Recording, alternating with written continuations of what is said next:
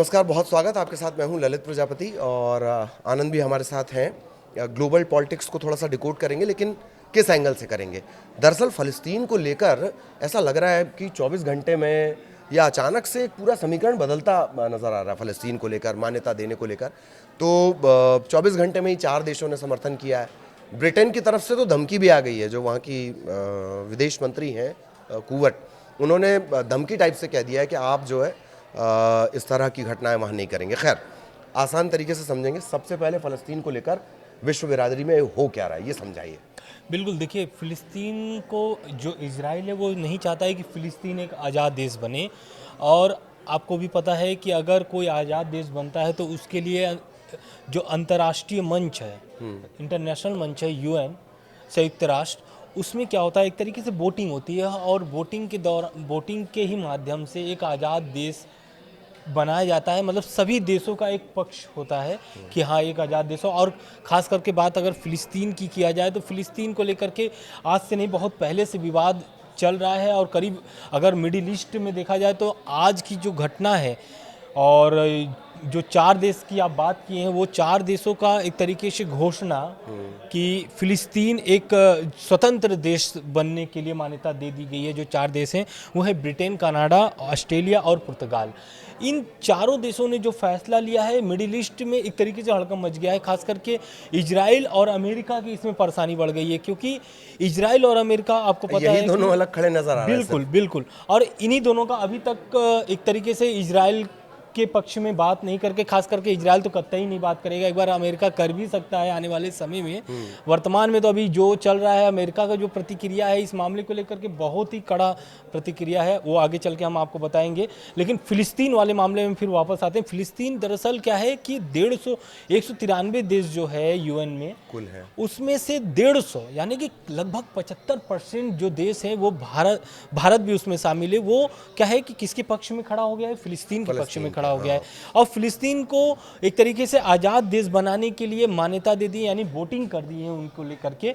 तो कहीं ना कहीं फ़िलिस्तीन के लिए तो अच्छी बात है, लेकिन अब इस पर इजराइल की जो प्रतिक्रिया आ रही है सामने, क्योंकि ये जो 4 देश हैं, इस 4 देश के बाद से नेतन्याहू का जो बयान आया है वो बहुत एक तरीके से उसको हम ये बोल सकते हैं कि धमकी भरा बयान है। क्योंकि वो बता रहे हैं इन चारों देशों के समर्थन के बाद कि फ़िलिस्तीन को आतंकवादी देश बताते हुए उन्होंने बोला है कि ये एक तरीके से आप आतंकवाद को बढ़ावा दे रहे हैं, आतंकवाद के बढ़ावा दे रहे हैं। और खास करके जॉर्डन की जो नदी है वहाँ पर पश्चिमी देश किसी देश को स्वीकार नहीं करेगा। मतलब पश्चिम जो देश है वो किसी को देश स्वीकार नहीं करेगा, यानी कि इजराइल जो है फ़िलिस्तीन को कभी भी आज़ाद देश के रूप में स्वीकार नहीं कर सकता है। बिल्कुल। उनका और तो बड़ा हार्ड रिएक्शन एक आया है। हाँ, मैं कहीं हेडलाइन में पढ़ रहा था, उन्होंने कह दिया कि आतंकियों को अपनी गोद में बिठा लो। बिल्कुल बिल्कुल इस तरह सही का कर रहे हैं। रिएक्शन हाँ, आया। वही कुल मतलब एक तरीके से दिखा जाए तो उनका यही कहना था कि अगर आप इजराइल के फ़िलिस्तीन के पक्ष में अगर वोट करते हैं तो कहीं ना कहीं आतंकवाद को बढ़ावा मिलेगा। तो आप एक तरीके से आतंकवाद को क्या कर रहे हैं, गोद में बैठा रहे हैं खुद। और 150 देश है इसमें, ऐसा नहीं है कि 2-4 देश होंगे, ऐसा नहीं है। और आज जो सोमवार है, आज भी बहुत अहम दिन है, क्योंकि यूएन पर नज़र बना हुआ है इजराइल का। क्योंकि आज भी बहुत सारे जो देश हैं वो वोटिंग करने, मतलब कि मान्यता देने वाले हैं, घोषणा करने वाले हैं फ़िलिस्तीन के पक्ष में। उसमें है बेल्जियम, फ्रांस और माल्टा। ये 4 देश के साथ साथ और 5 जो देश हैं वो भी शामिल होने वाले हैं। उनके नाम अभी लगभग क्लियर होने वाले हैं, 1-2 घंटे जो भी लगे क्लियर हो जाएंगे। तो लगभग 8-9 देश जो है आज वो भी शामिल हो जाएंगे। लगभग 150 जो देश हैं वो पक्ष में फ़िलिस्तीन के खड़े हुए हैं। बिल्कुल। एक और एंगल है कि ये जो पूरा घटनाक्रम हो रहा है, इसके बाद आपने हालांकि शुरुआत में कहा कि बतौर देश जब मान्यता मिल जाएगी तो फिर तो वो एक देश हो गया जैसे यूएन के लिए। तो लेकिन थोड़ा डिटेल में बताइए कि फ़लस्तीन के लिए क्या कुछ बदलेगा, ये थोड़ा सा समझाइए। देखिए, जब फ़िलिस्तीन जब एक आज़ाद देश के रूप में स्थापित हो जाएगा तो कहीं ना कहीं इजराइल को इसमें बहुत ज़्यादा एक तरीके से नुकसान सहना पड़ेगा। क्यों? क्योंकि इजराइल भी जानता है अगर फ़िलिस्तीन एक आज़ाद देश बनता है तो वहाँ एक तरीके से एक नए तरीके से एक पॉलिटिकल क्या बोलते हैं उसको, पॉलिटिकल एक मजबूत देश बनेगा। तो वहाँ पर क्या होगा, लोग अपनी बातों को पॉलिटिकल मजबूती आएगी, और यूएन में लिस्टेड हो जाएगा, लिस्टेड हो जाएंगे तो यूएन में अपनी बातें वो रख सकेंगे, आर्थिक मदद मिलेगी, रेड क्रॉस की डायरेक्ट एंट्री मिलेगी। बिल्कुल। और जो भी मदद बतौर एक देश मिलनी चाहिए, क्योंकि अभी देश की मान्यता नहीं है, तो बतौर एक देश को जो जो फैसिलिटीज़ मिलती हैं पूरी दुनिया की तरफ से, चाहे वो ह्यूमैनिटी के एंगल से हो, कर्जे के तौर पर हो, वो सब उसको मिलने लगे, मोटा मोटी यही समझा जाए। बिल्कुल बिल्कुल। मैं अगला जो स्टेज हम चाह रहे हैं, इजराइल का रिएक्शन। आपने थोड़ा बहुत तो बताया, नेतन्याहू वो हो गए, नाराज़ हो गए बहुत ज़्यादा, लेकिन इजराइल का थोड़ा सा और रिएक्शन हम चाहेंगे। ये बात सही है, आप कह रहे हैं कि इजराइल ज़ाहिरा तौर पर विरोध करेगा, सारा रायता उसी का फैलाया हुआ है, लेकिन और क्या कुछ इजराइल कह रहा है इसे लेकर? देखिए इजराइल अभी क्या है कि आपको पता है कि सीज फायर टूट चुका है और लगातार इजराइल की तरफ से हमले हो रहे हैं गाजा पे। अभी वेस्ट बैंक पर भी ऐसी खबरें सामने आ रही है कि वेस्ट बैंक पर कुछ हिस्सों पर इजराइल के कब्जा हो चुका है वहाँ पर। तो कहीं ना कहीं वेस्ट बैंक पर अगर कब्जा करता है तो इजराइल जहाँ पर हमास का ठिकाने, मतलब एक तरीके से जो इजराइल दावा करता है कि जो हमास के ठिकाने हैं वो वेस्ट बैंक में अधिक है और वेस्ट बैंक को नियंत्रण करता है हमास। तो पूरा एक तरीके से जो इजराइल का अगर इस मामले को लेकर अगर प्रतिक्रिया दिया जाए तो उसका कहना है कि हमास को जड़ से जड़ ख़त्म करना है, जड़ से ख़त्म करना है। और इसमें इसी को अगर हम लगा करके देखें अमेरिका का बयान भी, तो अमेरिका भी यही कह रहा है और अमेरिका के एक प्रवक्ता है उनका भी एक इस पर बयान आता है इस मामले को लेकर के कि इजराइल और हमास जो वाली लड़ाई जो चल रही है ये आने वाले समय में और विकराल रूप ले सकती है इस सब मामले को लेकर के, क्योंकि इजराइल इस मामले को लेकर के 1% उसको क्या बोलते हैं स्वीकार नहीं कर सकता कसम है। खा चुका है ना कि जब तक मैं हमास को खत्म नहीं करूंगा, हमास के नाम पे वो कहीं पर भी हमला कर सकता है। एक बात और है कि अमेरिका का रिएक्शन नहीं, मैं आपसे समझना चाह रहा हूँ कि एक पॉइंट नंबर 1 तो इस तरह तो इजराइल अलग थलग पड़ जाएगा। पॉइंट नंबर 2 कि आप बिजनेस पार्टनर कतर दोहा पर हमला कर देते हैं, अमेरिका के बिजनेस पार्टनर पर, उसके ठीक बाद आपके विदेश मंत्री चले जाते हैं। बिल्कुल। और कोई देश करता तो ट्रंप आग बबूला हो गए होते। इजराइल के मामले में कहते हैं भाई देखो सब धैर्य से काम लेना, ठीक है। तो ये बताइए कि इस स्थिति तो में तो अमेरिका वो ठीक है सुपर पावर है, उससे इतर वो एक देश भी है, तो अमेरिका और इजराइल इस पूरे मामले में, फलस्तीन के मामले में अलग थलग पड़ते नजर आ रहे हैं। अगर 75% यूएन देश, हाँ, तो ये तो अलग थलग है। बिल्कुल। देखिए दरअसल अभी कतर वाले मामले में भी आप देखें कि 50 से अधिक देश जो है बैठक किए थे मुस्लिम देशों ने, और इसी मामले को लेकर के कि अगर कतर पर हमला हो रहा है, क्योंकि कतर में अगर देखा जाए तो अमेरिकी बेस है वहाँ पर, एयर बेस है उनकी, और अगर पूरे मिडिल ईस्ट को अगर मॉनिटर करता है अमेरिका तो एक कतर ही उनका सेंटर है जहां से वो पूरे मिडिल ईस्ट को मॉनिटर करते हैं। लेकिन अब जो ये मामले को लेकर के अरब देशों ने जो बैठक की थी, इस बैठक के बाद इसमें ईरान को और ज़्यादा मजबूती मिली है, खास करके क्योंकि ईरान हमेशा से ये चाहता था कि फ़िलिस्तीन एक देश बने, अच्छा देश बने और खुद पर वो काम करना शुरू करे। जैसा कि आपने बोला है कि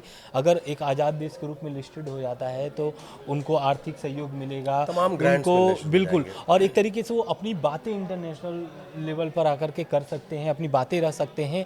हालांकि इसमें इजराइल की परेशानियां बढ़ सकती हैं आने वाले समय में, क्योंकि 150 देश अगर उनके पक्ष में है और ईरान इस मामले को लेकर के, ईरान अभी देखिए लगभग एक हफ्ते से अगर देखा जाए तो ईरान में भी बहुत सारी ऐसी गतिविधियां चल रही हैं कतर मामले को लेकर के भी, चाहे फिर ये बोटिंग वाला मामला हो यूएन में या फिर उनका जो न्यूक्लियर प्रोग्राम IAEA वाला मामला हो। तो ईरान अभी भी तीनों चारों तरफ से वो भी घिरा हुआ है, लेकिन ईरान के लिए ये खास बात ये है कि 2 पॉइंट पर वो हमेशा मतलब मजबूत दिख रहा है।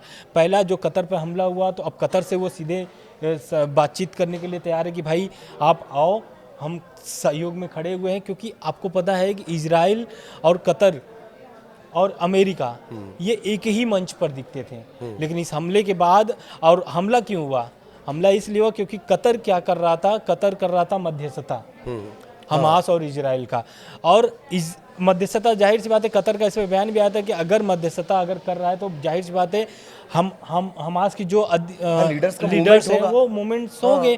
और यही एक तरीके से आरोप लगा करके इजराइल ने हमला वहाँ बोल दिया कि भाई वहाँ पर हमास के कुछ लोग थे इसलिए मैंने हमला किया, कतर पे हमला नहीं किया है। लेकिन कतर ने बोला है कि इसका जवाब आने वाले समय में इजराइल को देना पड़ेगा।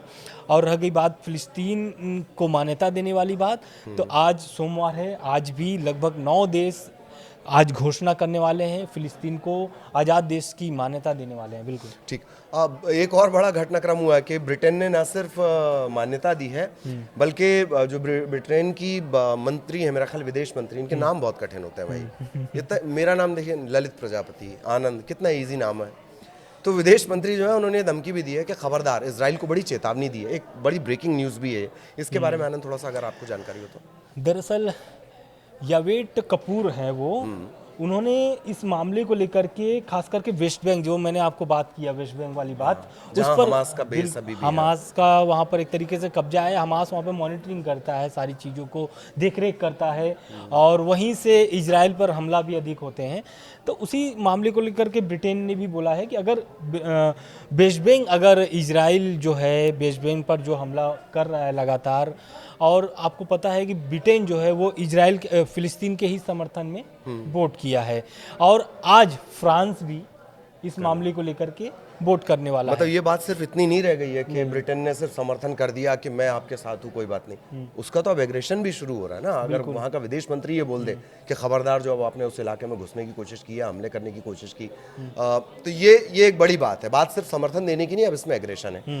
ईरान का भी हमने समझ लिया। एक बात और जो मैंने शुरुआत में भी कहा था, अलग थलग पड़ता इजराइल, एक बात। दूसरी बात कि घर में बढ़ते प्रदर्शन नेतन्याहू के खिलाफ, ये चीज़ें भी हो रही हैं। बिल्कुल, लेकिन देखिए अब यहाँ पर अगर इस मामले को अगर देखा जाए, अंदरूनी मामला जो इजराइल में चल अंदर रहा खाने, है, हाँ। अंदर खाने में, तो कहीं ना कहीं नेतन्याहू भी ये जान रहे हैं कि अगर फिलिस्तीन को पूरा फुल सपोर्ट मिल जाता है यूएन में और एक आज़ाद देश बन जाता है, तो जाहिर सी बात है उनकी कुर्सी पर जो है वो खतरा मंडराने लगेगा। क्योंकि ऑलरेडी आप देखे होंगे कि बहुत बार ऐसा हुआ है कि इजराइल में सड़कों पर लोग उतरे हैं, हजारों की संख्या में सड़कों पर उतर करके नेतन्याहू के खिलाफ प्रदर्शन कर रहे हैं। लगातार चल रहे हो। बिल्कुल। और ये ऐसा नहीं है कि नेतन्याहू को हटाने के लिए सिर्फ इजराइल में, ऑस्ट्रेलिया के सिडनी में भी जो ब्रिज है उस पर भी लाखों लोगों की प्रदर्शन हुआ था नेतन्याहू के खिलाफ, कि नेतन्याहू को अब सत्ता छोड़ देनी चाहिए, कुर्सी छोड़ देनी चाहिए।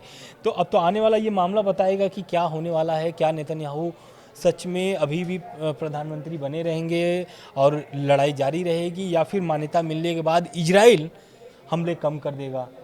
क्या हमास और मजबूत हो रहा है? क्योंकि जाहिर सी बात है इजराइल का जो सबसे बड़ा आरोप है कि हमास को अब वोटिंग करके आतंकवाद को, यानी कि हमास को मजबूत कर रहे हैं, और हमास अगर मजबूत होता है तो ईरान भी मजबूत होगा, क्योंकि ईरान के जो प्रॉक्सी हैं इजराइल के इर्द गिर्द, तो वह है हिजबुल्लाह, हूती और हमास। और सबसे ज़्यादा अगर कोई नुकसान पहुंचाता है तो उसमें वो है हमास। तो अगर वोटिंग मिलता है तो कहीं ना कहीं हमास अगर मजबूत होता है, तो अगर हमास मजबूत होगा तो जाहिर सी बात है नेतन्याहू की कुर्सी खतरे में तो दिख रही है। जाहिर तौर पर न सिर्फ नेतन्याहू की कुर्सी खतरे में दिखेगी, बल्कि जैसा कि आनंद, बड़ा अच्छा डिकोड आपने किया कि ईरान के जो प्रॉक्सी हैं वो मजबूत होंगे, हमास मजबूत होगा, ज़ाहिर तौर पर फंडिंग शुरू हो जाएगी। तो ये हमने फ़लस्तीन के इर्द गिर्द पूरी चर्चा की है, क्या इसका असर होगा। ये बड़ा अपडेट है कि यूएन का लगभग 75% जो देश हैं वो फ़लस्तीन के सपोर्ट में अब तक आ चुके हैं, और जो बड़ी शक्तियां हैं, ब्रिटेन हो गया, ये तमाम लोग आ चुके हैं। ब्रिटेन तो धमकियां तक देने लगा है। तो आगे भी जो इसका अपडेट होगा इससे जुड़ा हुआ, इसी तरह आसान शब्दों में हम आपको समझाएंगे। फिलहाल हम दोनों को इजाज़त दीजिए। नमस्कार। नमस्कार।